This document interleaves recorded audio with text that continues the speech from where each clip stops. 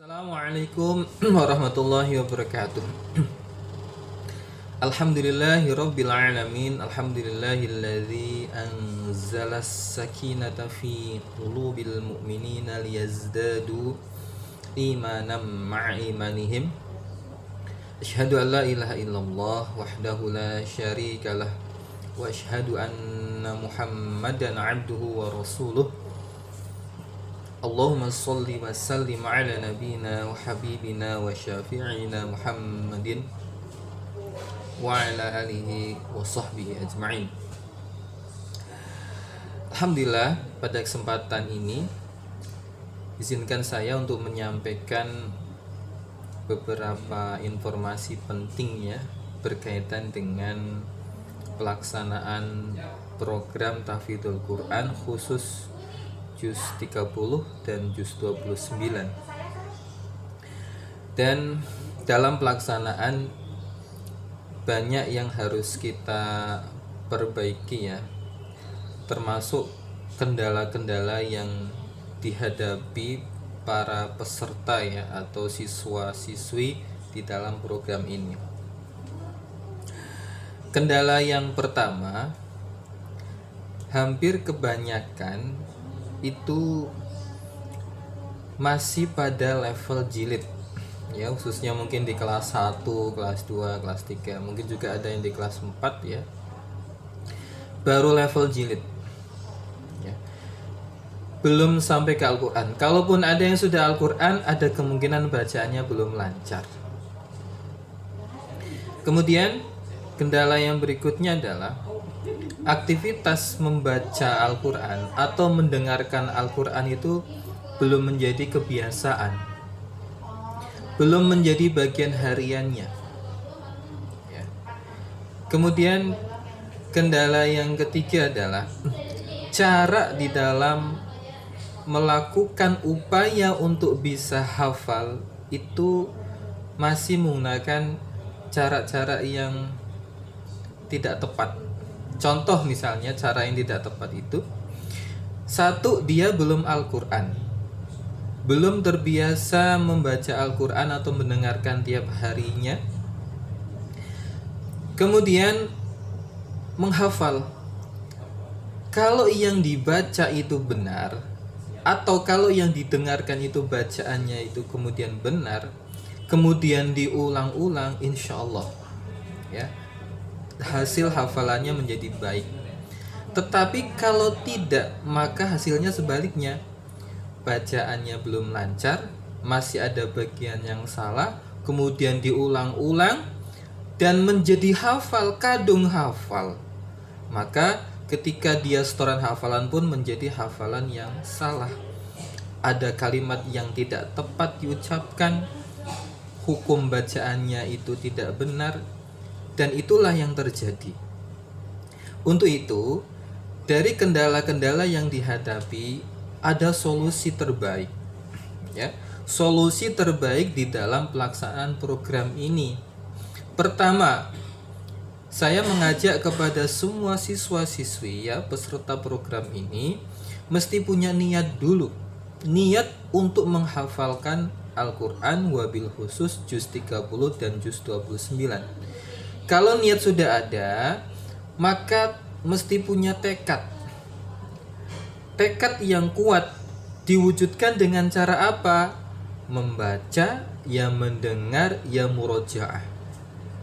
Niat sudah ada, dituangkan dalam bentuk tulisan, kemudian tekadnya diwujudkan dengan cara membaca, mendengar, dan murojaah. 3 hal ini mesti harus ada. Nah, kemudian yang ketiga, cara menghafalnya harus kita rubah. Cara menghafalkannya harus kita rubah. Agar kita bisa mendapati bacaan yang baik dan benar, mesti harus ada contoh. Maka program hafalan itu harus ada guru. Dan setiap tugas hafalan itu harus ada contoh. Sebetulnya bukan tugas hafalan, tetapi bagian surat-surat yang sedang dihafal itu harus ada contohnya, contoh bacaannya. Jadi tidak mengusahakan mengikhtiarkan dengan caranya sendiri. Kalau dilakukan dengan caranya sendiri, nanti ada kemungkinan suratnya sama ayat yang dibaca sama, tapi dengan hasil bacaan yang berbeda-beda. Berarti ada kemungkinan itu tidak dilakukan dengan contoh. Maka semuanya harus menggunakan contoh. Jadi semuanya bagi yang ingin mendapatkan hasil yang baik, maka contohlah bacaan yang baik. Dengan cara apa? Simak. Jadi misalnya surat yang sedang mau dihafalkan surat An-Nas, maka putar surat An-Nas rekaman bacaan, atau lewat ustadz langsung, atau guru langsung, atau orang tua langsung ya, dengan catatan bacaannya benar dulu nih ya. Mau rekaman, mau ustadz atau guru atau orang tua, bacaannya dipastikan benar dulu, baik dulu. Kemudian disimak. Contoh misalnya dengan rekaman audio atau video, disimak dulu. Bertahap dulu. Ayat 1 dulu dikuasai dengan baik, dikuasai dengan benar. Jadi pengertian hafalan satu surat tidak selalunya langsung, tapi memang harus bertahap.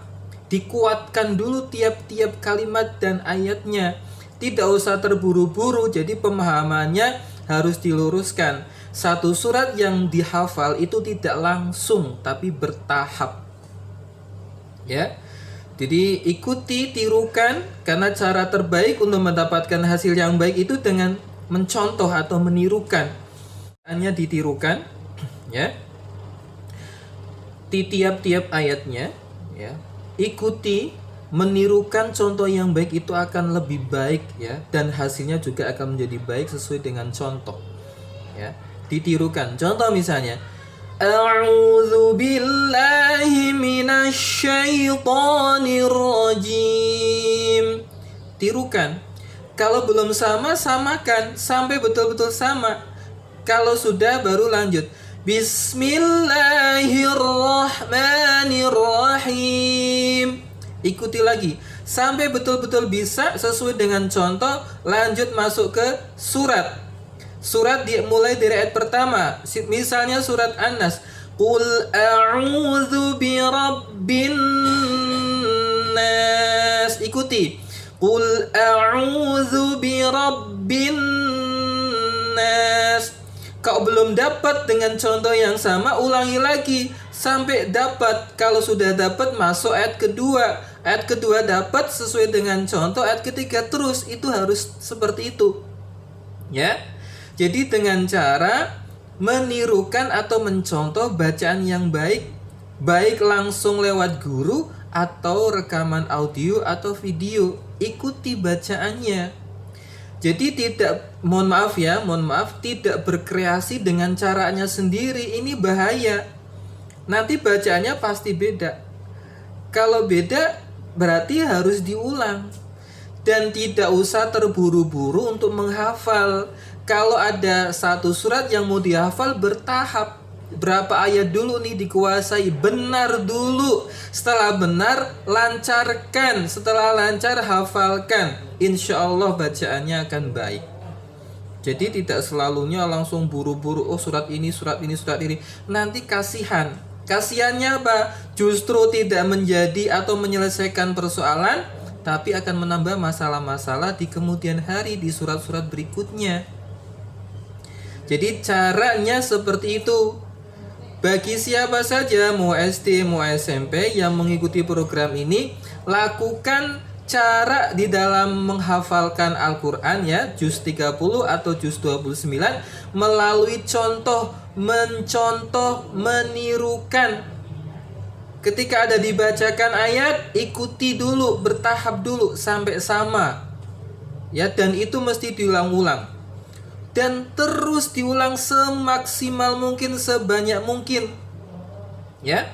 Bahkan satu ayat kalau belum dapat ya mesti diulang terus sampai betul-betul dapat. Sebanyak-banyaknya sampai dapatkan contoh yang sama, baru lanjut ayat berikutnya atau surat berikutnya. Kalau ini tidak dilakukan, ada kemungkinan ada masalah.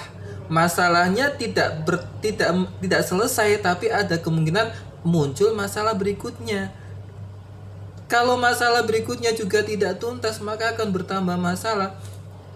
Dan yang terjadi adalah banyak yang sudah kadung hafal beberapa surat, itu ada banyak masalah di tiap-tiap ayat atau kalimatnya. Kemudian disuruh membacakan ulang walaupun sudah hafal, jadi tidak hafal. Misalnya surat An-Naba hafal, giliran masuk An-Nazi'at, An-Nazi'atnya masuk nih sedang dihafal, surat An-Naba'nya sudah banyak yang lupa. Maka harus diulang-ulang sebanyak mungkin, sesering mungkin. Nah, kita mesti harus ikhlas nih. Betul-betul ikhlas untuk mendengarkan, menyimak. Karena fungsi terbaik ya di dalam program ini, kita harus banyak mendengar. Kemudian mencontoh, menirukan. Ya, tirukan terus bacaannya. Insya Allah kita akan melihat hasil yang luar biasa dahsyat dengan cara yang demikian ya, dibandingkan dengan caranya sendiri-sendiri. Kalau caranya sendiri itu bahaya. Artinya bahaya, ada kemungkinan nanti bacaan di surat yang sama itu bisa berbeda-beda. Ya, itu apalagi mohon maaf belum lancar baca. Atau misalnya baca huruf Latinnya di juz amma itu ada huruf Latinnya, itu Masya Allah. Tidak ya, itu tidak baik untuk program ini. Jadi dengan cara menyimak, mendengarkan ya, mengikuti contoh ya.